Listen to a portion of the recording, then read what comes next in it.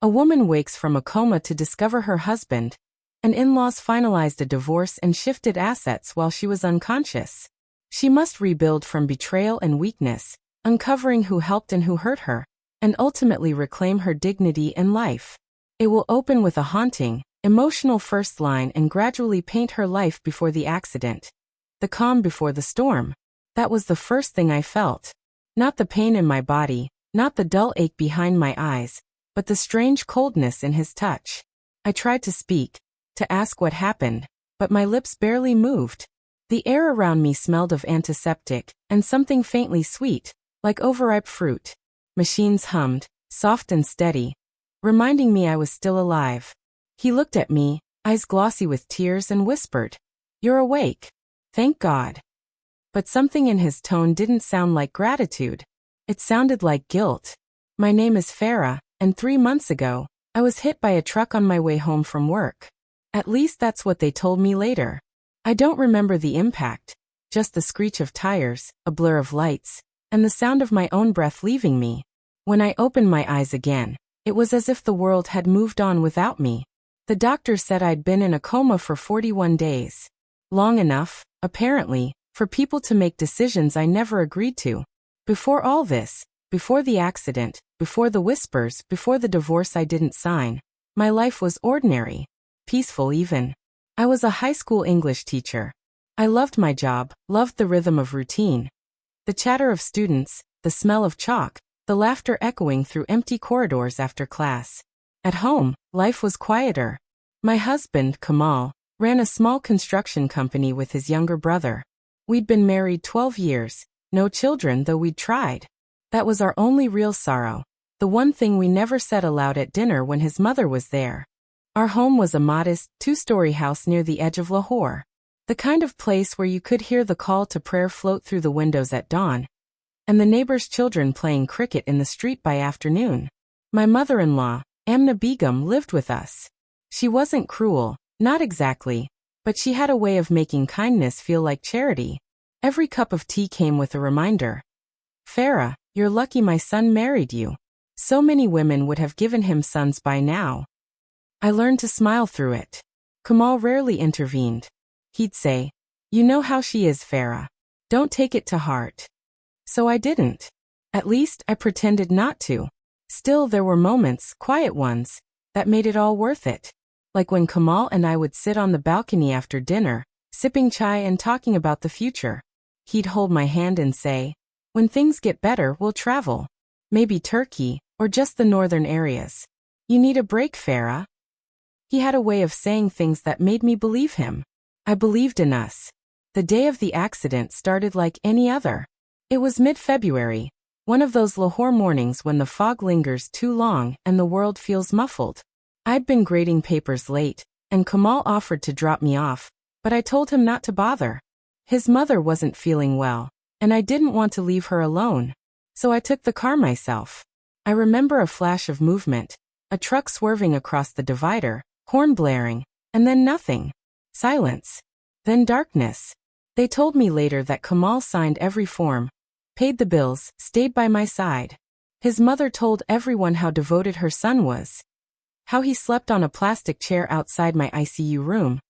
How he refused to eat until I opened my eyes. I should have felt grateful. But when I woke up, I noticed something off. The chair beside my bed. It was empty most of the time. He wasn't always there, despite what they said. And when he did come, he looked distant. His phone always in his hand, eyes darting away when I caught him watching me. There was a moment, 3 days after I woke up, that I'll never forget. I asked him weakly, "How long have I been gone?" He hesitated. "A little over a month." Then, quickly changing the subject, "The doctors say you're strong, you'll recover soon." But I saw it.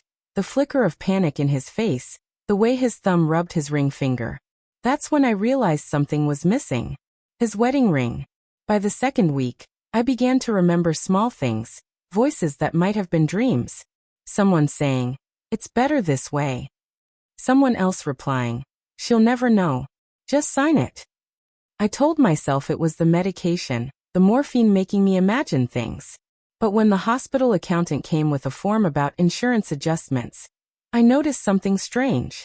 My signature, neat, cursive, perfect, at the bottom of a document I had never seen. When I asked, the nurse said gently, "Your husband handled everything. You signed before the surgery, remember?" I didn't. Because I was unconscious. That night, lying awake with machines beeping in rhythm with my heart, I made myself a promise. I would remember. I would find out what happened while I was asleep, and what exactly I had signed. A week later, they discharged me. I came home in a wheelchair, wrapped in a shawl my sister had brought. The air outside the hospital felt too bright, too alive, almost cruel.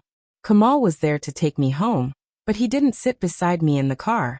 He drove in silence, eyes on the road, the radio murmuring old ghazals that made the air heavier somehow. When we reached home, I noticed small differences. My favorite blue vase was gone from the mantel. The framed wedding photo that used to hang above the TV had been replaced with a family picture, Kamal, his mother, and his brother. Just them. And in the corner, a new cupboard I didn't recognize. I told myself I was imagining things, that my mind was fragile after the coma. But deep down, something whispered, "You were erased." That night, Amna Begum came into my room with a bowl of soup.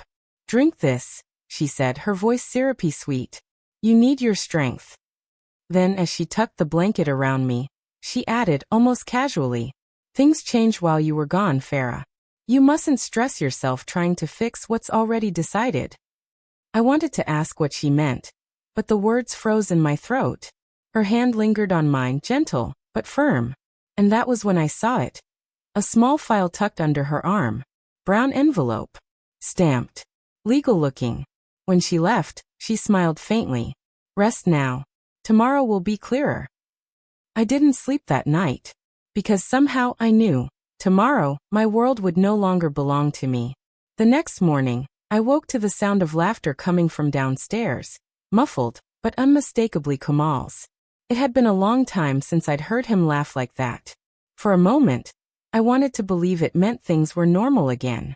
But when I wheeled myself to the staircase and leaned forward to listen, I caught a woman's voice too. Soft, playful, unfamiliar. I froze. It wasn't the nurse who used to visit. This voice was lighter, teasing. I tried to focus, straining past the dull hum in my ears. Then I heard Kamal say, "We shouldn't talk here. She might wake up." That was enough to send a chill through me. I backed away from the staircase, my hands trembling on the wheels of my chair. I told myself not to jump to conclusions. Maybe it was a relative, a friend, someone helping him at the office. But my gut didn't believe it. The rest of the day passed in a haze. My body ached, my mind spun. Kamal didn't come to my room until night. When he did, he carried his phone in his hand as usual, scrolling even as he spoke. "How are you feeling?" he asked. "Better," I said quietly. "Who was here earlier?" He looked up for the briefest moment, his smile tight. "Oh, that was just Nita. She's helping with some company paperwork." "Nita?" I repeated. He nodded. "She's new at the office. Efficient girl. You'd like her." Something in his tone, too casual, too rehearsed, made me press further. She laughed like she knew this house well. He frowned. "You must have imagined it. You're still recovering. Try not to stress yourself." He left the room before I could respond. Days passed, and my suspicion grew heavier, like a fog that wouldn't lift. Amna Begum watched me constantly. Every time I asked for my phone or tried to check my emails, she'd appear at the door with a tray of tea or soup saying, "You need to rest, Farah. Too much thinking isn't good for a weak heart." But I wasn't weak anymore, not inside. My body still faltered, yes, but my mind was sharper than ever. So one afternoon, when she went to the market, I asked our maid, Syra, to bring me my old handbag from the storage cupboard. Syra hesitated. Begum Sahiba said not to. "Please," I whispered. "Just 5 minutes." She nodded, eyes darting nervously, and disappeared into the corridor. When she returned, she handed me the worn brown leather bag I'd used every day before the accident. It felt heavier than I remembered. Inside were small, familiar things. My perfume, a few pens, a scrunched-up grocery receipt, and my phone. Dead battery. But still mine. I plugged it into the charger and waited, my heartbeat matching the blinking screen. When it finally came alive, I opened my messages. Most were from before the accident. But one thread caught my eye, from Kamal, dated March 5th. That was 2 weeks before I woke up. The message said, "I'll bring the papers tomorrow. Make sure your brother's available to sign." My stomach dropped. Papers? Brother's signature? I scrolled further. Another message. "It's done.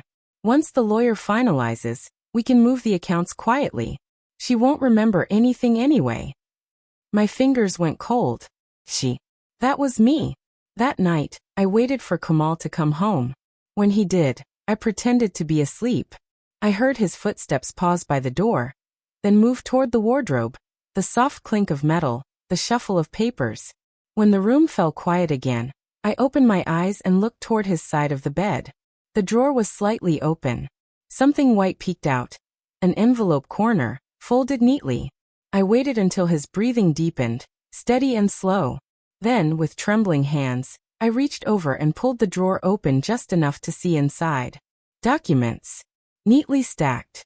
My name printed across the top sheet. For a moment, I couldn't breathe. It was real. Not a dream. Not a suspicion. A fact. My name, Farah Kamal, struck through. Below it, another woman's name handwritten in a note attached to the file. Nita. I barely made it to the bathroom before the nausea hit me. My whole body shook, not just from weakness, but from something deeper. Betrayal that had been planned, signed, sealed, and hidden, while I lay helpless. I looked in the mirror. The woman staring back wasn't me. She was pale, gaunt, hollow-eyed. A stranger who had watched her life be stolen while her body slept. The next morning, I confronted him.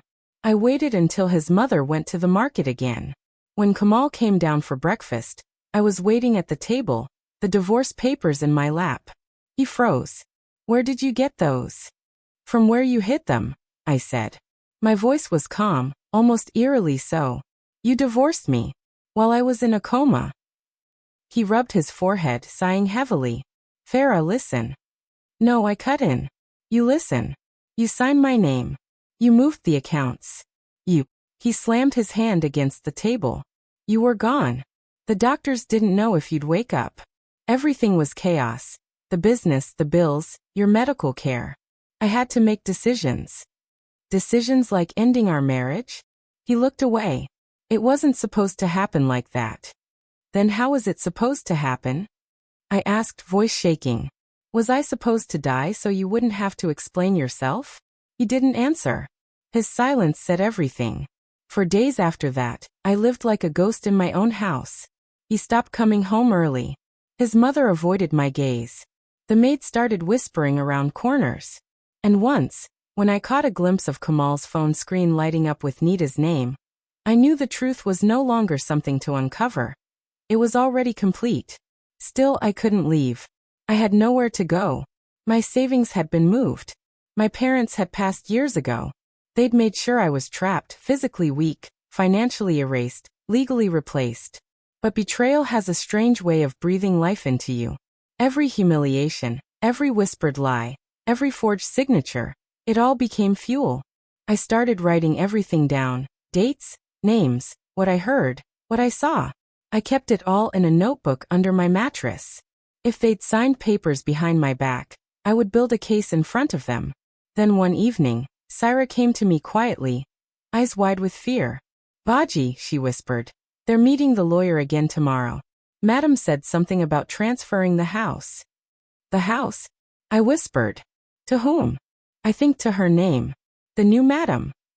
I stared at her, my heart pounding so hard it hurt. So that was the final step, erasing me completely. That night, I made my decision.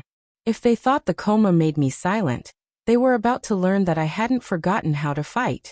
The next morning, I asked Syra to help me get dressed before dawn. My body still wasn't strong. My legs wobbled like paper, but I was done lying in that bed, waiting for pity. I wrapped my shawl around my shoulders and whispered, "Just take me to the veranda. I need air." But I wasn't looking for air. I was waiting. Through the thin curtains, I watched as Kamal's car rolled out of the driveway at 8:30. He thought I was still sleeping. I noted the direction. toward Goulburg, where his office was supposed to be. But I remembered Cyrus' words. They're meeting the lawyer today. My hands trembled as I reached for my phone. I hadn't used it in weeks, not since discovering the messages. But that morning, it felt like my only weapon. I texted the only person I knew would come without questions, my younger cousin Rizwana. I need your help. Quietly. Can you come? She arrived within an hour, her scarf pulled tight, eyes full of worry the moment she saw me. Farah apa, you shouldn't even be walking. I don't have a choice, I said. He's taking everything. The house. The business. Everything my name ever touched. Her face hardened. What do you need me to do? I told her to follow him, just to see where he went, who he met. I handed her my phone, and asked her to record anything she could. She hesitated, then nodded, slipping quietly out the door like a soldier heading to the front line. Hours crawled by. I sat on the veranda, pretending to read, my eyes darting to the gate every few minutes. When Rizwana finally returned, her face was pale. Farah apa, she whispered, sitting beside me. You were right. He met someone. At a lawyer's office near Liberty. My chest tightened. Nita. She nodded. And his mother. They were laughing. The lawyer congratulated them. I heard it myself said, Congratulations, Mr. Kamal. All the property transfer paperwork is finally complete. Her words hit me like another accident. Property transfer. All the property. That meant not just the house. It meant my inheritance too. My father had left me a small plot of land years ago, the one thing that was entirely mine. We'd built this home using the money from selling part of that land. I'd trusted Kamal to manage the paperwork. Now it all made sense. The sudden new cupboard, the missing vase, the empty drawer where my documents used to be. Piece by piece, they'd dismantled my life. I took a deep breath. Did you record it? She nodded. Yes. I didn't get everything, but enough to prove they were at the lawyer's office together. I closed my eyes, feeling both relief and despair rise inside me. Relief that I wasn't crazy. Despair that it was all true. That night, Kamal came home later than usual. His shirt smelled faintly of perfume, not mine. He looked surprised to find me sitting in the living room. You're up. Yes, I said. I wanted to talk. He hesitated, then sat across from me, arms folded. About what? About the lawyer, I said calmly. And the property papers you transferred today. His expression flickered, shock then irritation. Who told you that? I know enough, I said. And I also know you forged my signature. He leaned forward, lowering his voice. Farah, listen to me. You don't understand the situation. When you were in the hospital, everything was falling apart. The company had debts. We needed to protect assets before creditors got involved. The lawyer said. I cut him off. Stop. You're lying. You didn't protect me. You erased me. His jaw tightened. You think you're the victim here? You were gone, Farah. Gone. Do you know what that does to a man? Watching his wife hooked up to machines, no guarantee she'd ever wake up? I did what I had to do to survive. By divorcing me? I whispered. He looked away. It was my mother's idea. She said it would be easier legally if you didn't make it. The words hit like a slap. If you didn't make it. So you planned for my death, I said softly. He didn't answer. For a long moment, there was only the ticking clock between us. Then he muttered. You weren't supposed to wake up, Farah. That's the truth. Something inside me broke, but it wasn't weakness. It was the part of me that still wanted to understand him, still wanted to believe there was a good reason. Now there wasn't. After that night, I knew staying silent was no longer survival. It was surrender. I began calling the hospital, the bank, even my lawyer friend from school, Sadia, who now worked with Women's Legal Aid. When I explained what had happened, she went quiet for a long time. Then she said, Farah, do you still have your medical records from the coma? Yes. And the divorce documents? Yes. Good, she said. Then we can fight. What they did. If you were incapacitated, those papers are invalid. But we'll need evidence. I spent the next week gathering it. Every day while they thought I was sleeping, I copied documents, took photos, sent them to Sadia. Each file I scanned felt like reclaiming a piece of myself. One afternoon, I overheard Amna Begum whispering on the phone, her voice sharp as vinegar. Yes, the transfer is done. Just make sure her ID card is destroyed. We don't need her name popping up later. That was the final confirmation. They weren't just stealing, they were erasing me. When Sadia visited a few days later, she came disguised as a cousin. She examined the documents quietly in my room, flipping through the pages. These signatures, she murmured, are identical. Too identical. It's a copy-paste forgery. I watched her slip the pages back into her folder. We'll file an injunction first thing Monday morning. For the first time since waking up, I felt something close to hope. That evening, I made myself a cup of tea and sat in the living room. When Kamal came home, I looked him straight in the eyes.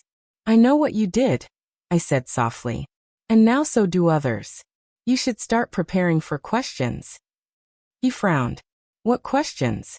Legal ones. For the first time, I saw fear flicker in his eyes. Real fear. Not guilt, not anger, fear. He stood there, silent, as I took a sip of my tea. Do you remember what you told me the night before my accident? I asked.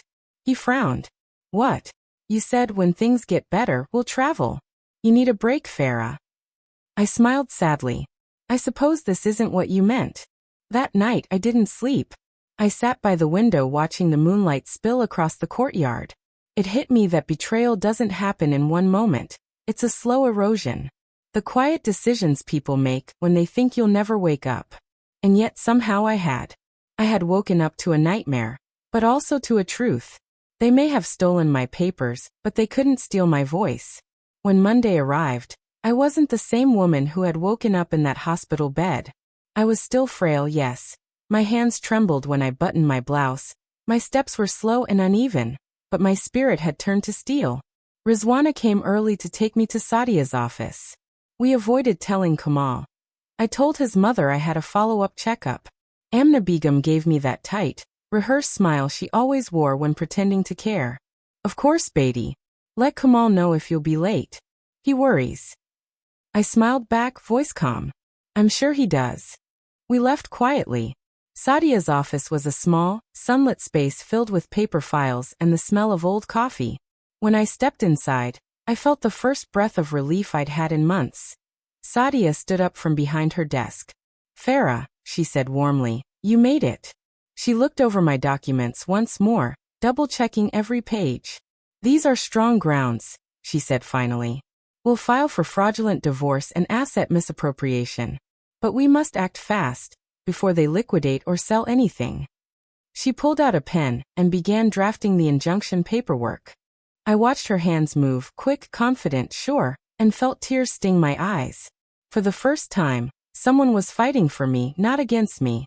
When she finished, she handed me the pen. You ready to sign? I looked down at my name, Farah Kamal, and a strange calm washed over me. This time, I was signing for myself. My hands shook as I wrote, but the signature came out steady. Sadia smiled. There. Now the law will speak on your behalf. By noon the case was filed. That evening, a legal notice was served at our house. I was sitting in the living room when Kamal walked in, an envelope in his hand and fury in his eyes. What is this? He demanded, waving the notice. Something you're very familiar with, I replied. Paperwork. He tore open the envelope and read silently. His jaw clenched tighter with every line. You filed an injunction, he barked. Against me? Against fraud. I said softly. If the truth convicts you, that's not my doing. His mother appeared from the hallway, alarmed. Farah, what is this nonsense? You're humiliating your own family. I turned to her, meeting her glare with calm. Family doesn't sign away your life while you're unconscious. She scoffed, the sweetness gone from her tone. You think the world will believe your story? You've been half dead for months. My son kept you alive, paid your bills, cared for you. I cut her off gently. He cared for my death certificate, not my life. Kamal slammed the papers onto the table. You think you can win this? You're weak, Farah. The courts will take years. By then, you'll have nothing left. I leaned back against the chair, voice steady. Maybe. But at least this time, I'll be awake for it. After that day, the house turned cold. They stopped speaking to me except in clipped, polite phrases. Meals were left on trays outside my room. Syra, loyal as ever, whispered updates to me whenever she could. "They're scared, Baji," she said one night, her eyes darting toward the door. "Madam keeps saying, if she goes to court, everything will come out." I nodded slowly. Good. Let it come out. I started recording conversations. Quiet, careful, whenever Amna Begum or Kamal slipped and mentioned the forged signatures. It wasn't revenge, it was survival. Evidence. Proof that my reality wasn't a delusion born from trauma. And every day, as I wrote in my notebook, my strength returned bit by bit. I began walking short distances again. I started cooking small meals for myself, reclaiming the kitchen they had taken over. The scent of garlic and ghee filled the house, and I could see how much it unsettled them. As if my recovery was an act of defiance. It was. One afternoon, Sadia called. "Farah, the judge has issued a temporary freeze on all property transfers under Kamal's name," she said. I closed my eyes, relief washing over me. "So they can't sell anything?" "Not until the investigation is complete." "And Farah?" Her voice softened. "The forensic expert confirmed what we suspected. The signatures were copied digitally. You've got a strong case." I thanked her, my voice barely above a whisper. That night, when I went to bed, I slept without fear for the first time since the accident. But peace never stays long in a house built on deceit. 2 days later, I woke up to shouting downstairs. Kamal was yelling into the phone. "You froze my accounts? You can't do that." He paused, listening. Then louder. "That money isn't hers, it's mine." I smiled faintly from upstairs. The law had finally begun to answer. When he saw me on the staircase, his face twisted with fury. "You think this is justice? You're ruining us." "I'm reclaiming myself," I said quietly. "There's a difference." He stepped closer, lowering his voice. "You'll regret this, Farah. You won't survive a war with me." I looked him straight in the eyes. I already survived one. It just happened while I was asleep. He stared at me for a long moment, then turned and left. The slam of the door echoed through the house like an ending. After that, I began packing my things. Not out of fear, but out of choice. Sadia had arranged for me to stay temporarily at a women's legal protection center until the case concluded. It wasn't much, a small shared apartment with peeling paint and a single bed, but it was mine. Syra helped me quietly that night. She wrapped my clothes in neat bundles, tucked my notebook into the side pocket of my bag, and whispered, "You're brave, Baji. I'll pray for you." I smiled at her through tears. "Don't pray for revenge, Syra. Pray for peace." When I left the house at dawn, the sky was streaked pink and gold, like a wound trying to heal. As the car drove away, I looked back at the gate one last time. I didn't feel anger, just release. That house had been built on my faith, and destroyed by their greed. Now I was building something new, something they couldn't sign away. In the weeks that followed, the case gained quiet traction. Kamal tried to stall proceedings, claiming I was mentally unfit. But Sadia presented the medical records showing I was lucid and stable weeks before the divorce was finalized. The judge listened carefully, then turned to Kamal. "Mr. Kamal," he said, "signatures made by an unconscious patient carry no legal validity. If your wife was in a coma, as her records show, these papers are null and void." That moment, that sentence, was like light breaking through storm clouds. I didn't gloat. I didn't cry. I simply whispered, "Thank you, Your Honor," and looked down at my trembling hands. Because for once, justice had spoken before shame could silence me. That night, back at the center, I wrote in my journal. They thought my coma ended my story, but it only paused it.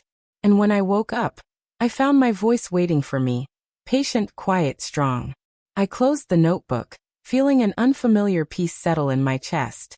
The fight wasn't over yet. But for the first time, it was mine to fight. The case became impossible to hide. Kamal's family had tried to silence it quietly, settling within the family, but once the court froze their assets, whispers began to spread. First among neighbors, then through the wider community. Did you hear? One woman said at the local market. Farah wasn't divorced at all. He faked it while she was in a coma. No, another gasped. That can't be true. Coma? The banker? His mother runs charity drives. Charity doesn't mean purity. The first replied darkly. By the end of the week, everyone in our small social circle knew the story, or at least their version of it. Some pitied me. Others avoided me entirely, as though my tragedy was contagious. But the silence that used to terrify me now felt like my armor, because they were finally whispering about him, not me. Meanwhile, Kamal and his mother were unraveling. Syra kept me informed from a distance. Baji, they're fighting every night, she told me in a hushed call.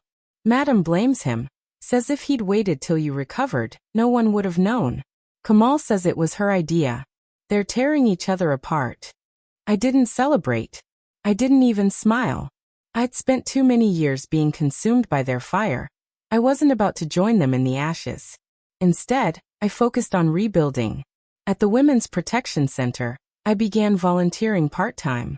There were women there who'd lost everything. Not through illness but through cruelty, control, and fear. When they learned my story, they didn't gasp or pity me. They nodded quietly. They understood. One of them, a woman named Shabana, said something that stayed with me. They take our names, our homes, our dignity, and then act like they gave us life. But when we survive, that's when they realize we were the foundation all along.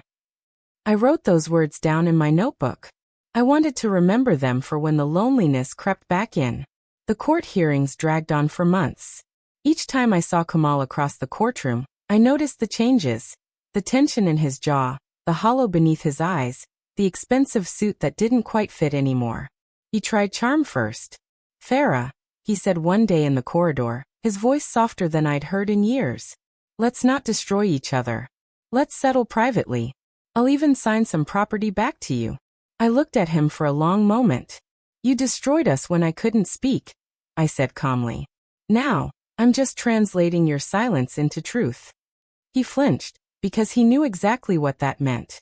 In one session, his lawyer tried to argue that I had emotionally blackmailed Kamal by refusing to separate before the accident. That's when Sadia stood up and said, "Your client didn't ask for separation. He forged it." Then she placed the forensic report on the desk for the judge. It showed pixel-perfect overlays between my actual signature and the one on the divorce deed. Proof it had been scanned and copied. The courtroom went still. Kamal's confidence cracked.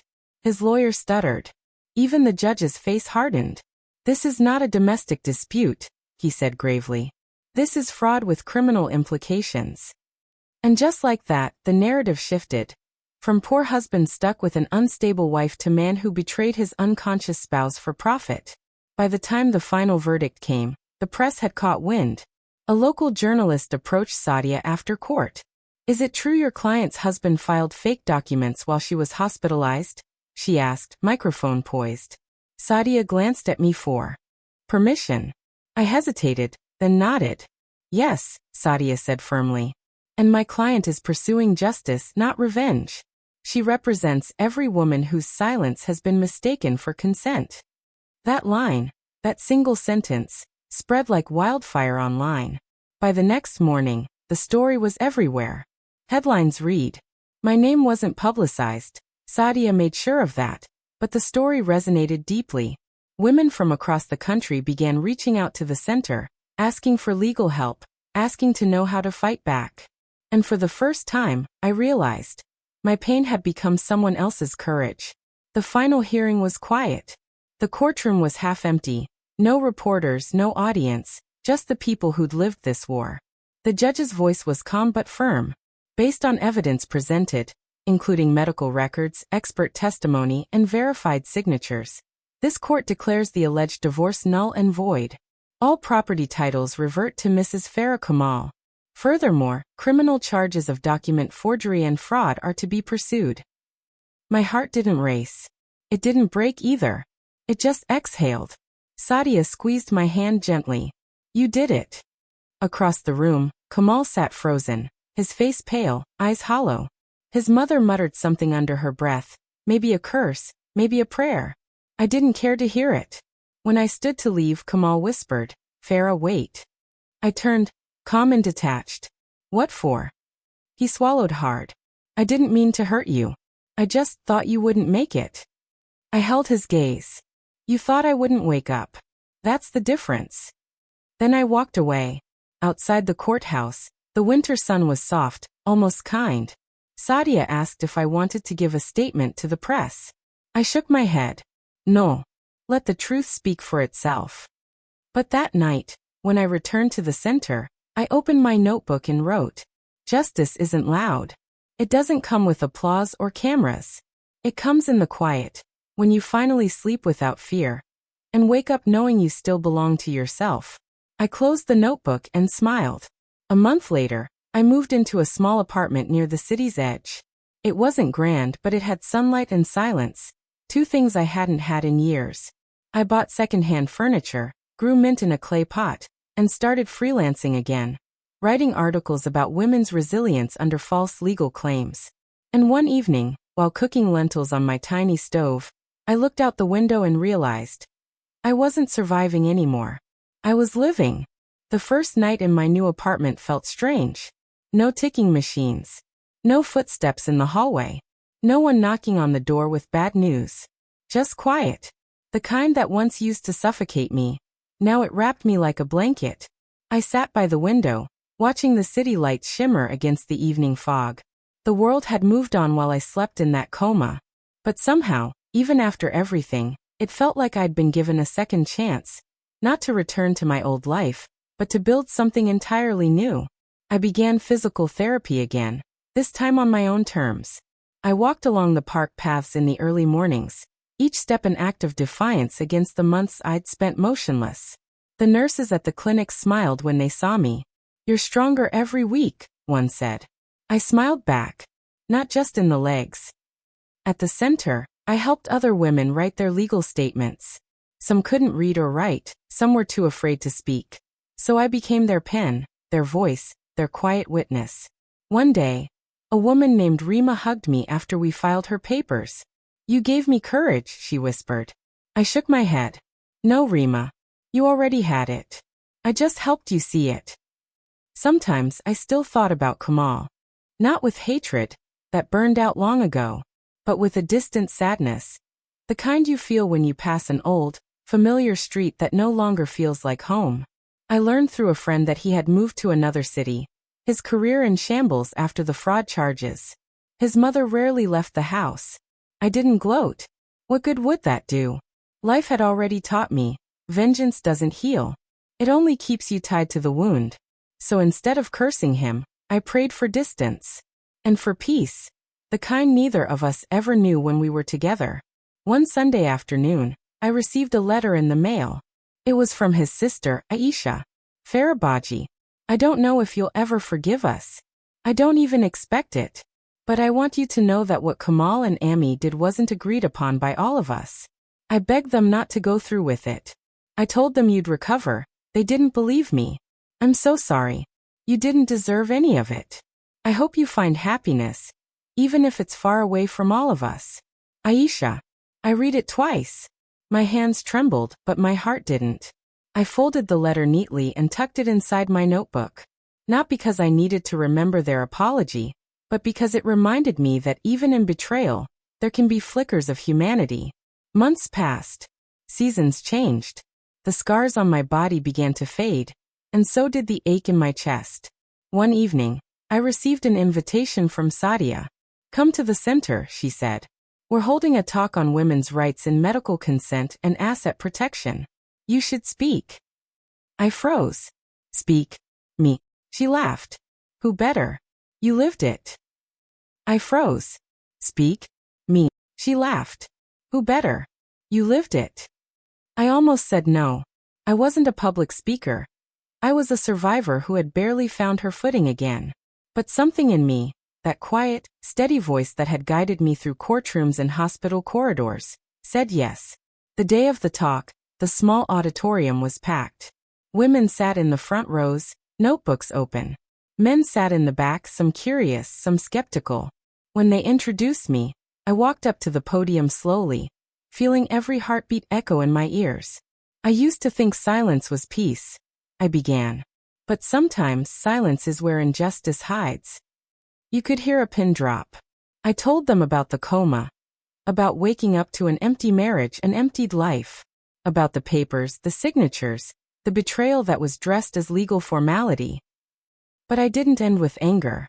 I ended with gratitude, for the people who stood by me, for the law that protected me, for the strength that somehow didn't die when everything else did. When I finished, there was no applause at first. Just stillness. Then one woman stood, then another, until the whole room was on its feet. Afterward, a young girl came up to me, tears in her eyes. "My aunt is in a similar situation," she whispered. "Can I bring her here?" I touched her hand gently. "Bring her. We'll make sure she's heard." That night, walking home under the streetlights, I realized I'd become something I never imagined. Not a victim, not even a survivor. A voice. And maybe that was the real miracle. Not waking up from the coma, but finding the courage to speak when I finally did. Sometimes I still dream of that hospital room. The beeping machines. The white walls. The shadows moving beyond my closed eyelids. But in those dreams now, I'm not trapped. I'm walking, out of the bed, out of the room, into the light. And when I wake, I whisper to myself the same words every morning. "You're still here." And that's enough. The last page in my notebook reads, "People will sign papers when you cannot speak, sell what you built, and call it survival. But they can't erase the truth of who you are. Not if you wake up, stand, and claim it back." I don't hate them anymore. I don't wish for revenge or punishment. Because justice already came, quietly, naturally, when I chose to live. When I chose myself.